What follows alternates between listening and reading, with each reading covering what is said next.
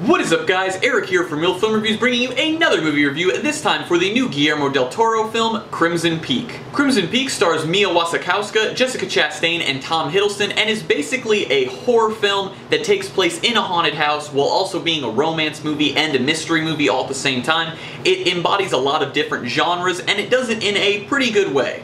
The movie is a story of a girl who meets a man who happens to own a massive manor in England, and they get married and they go move there, and then it turns out that the house is kind of crazy haunted and there's a lot more going on than what she initially assumed was going on. Now, going into this having seen Pan's Labyrinth, I kind of knew the type of direction that Guillermo del Toro can handle, but he really surprised me in this movie. I think his direction is by far the best part of this whole film. He uses the camera to build so much suspense in every sequence, and he never really fails at any moment to make you wonder whether something will appear in the background or the foreground or in a mirror or just somewhere in the shot that's not directly what you're supposed to be looking at, to where you're always kind of sitting there like gripping your seat just a little bit tighter than you normally would in that scene, because you never know what will happen in the background. The visual effects were great, the mansion itself looked extremely cool, and all of the ghosts and ghouls throughout the film were very scary, and I think that he did a very good job not making them look too fake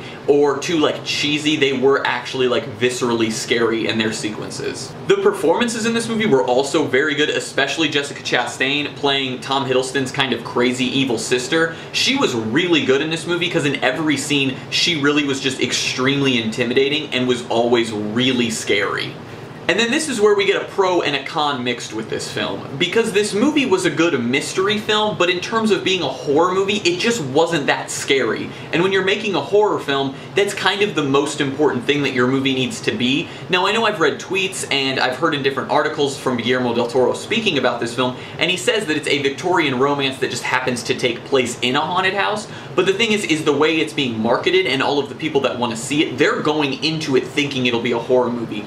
And it's just not scary enough. It doesn't stick with you in that way, but it is still a good film. And then the only other thing that I think this movie kind of did wrong was it made its script a little more confusing than was really necessary. It added in a lot of side plots that in the end did not contribute that much to the main story. It just added extra stuff for people to be thinking about, which is helpful in a mystery film because it makes it so maybe you get diverted from what's actually going on, but at the same time they added a little bit too much in my opinion, to where you were kind of like, okay, yeah, we saw that earlier, but that absolutely did nothing to pertain to the story later on.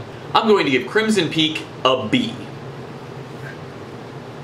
It was a good movie that was filmed very well with good effects, but it just wasn't as scary as I think the average horror film genre lover will be wanting when they go walk into the theater to see this film. Well guys, as always, I'm Eric. If you enjoyed this video, please do like, subscribe, comment down below what you thought of Crimson Peak, share everything we do here on Real Film Reviews, and I hope to see you guys later.